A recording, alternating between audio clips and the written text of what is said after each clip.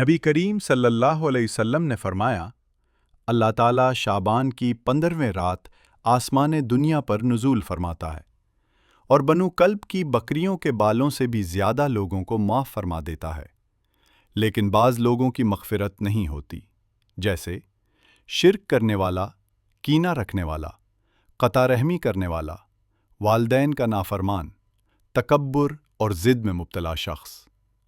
اس رات کی فضیلت: گناہوں کی معافی، رزق، عمر اور معاملات کے فیصلے، دعا کی قبولیت، اللہ کی خاص رحمت کا نزول۔ شب برات میں کیا کرنا چاہیے؟ نماز، نفل، تہجد، ذکر و تسبیح، استغفار، درود شریف، تلاوت قرآن، دل سے توبہ اور دعا۔ دل صاف کرنا، کینہ معاف کرنا۔ کن کاموں سے بچنا چاہیے؟ آتش بازی، شور شرابہ، فضول رسومات، قبرستان میں ہنگامہ۔ گناہوں پر ڈٹے رہنا۔ اصل مقصد اللہ سے تعلق مضبوط کرنا ہے، نہ کہ رسمیں نبھانا۔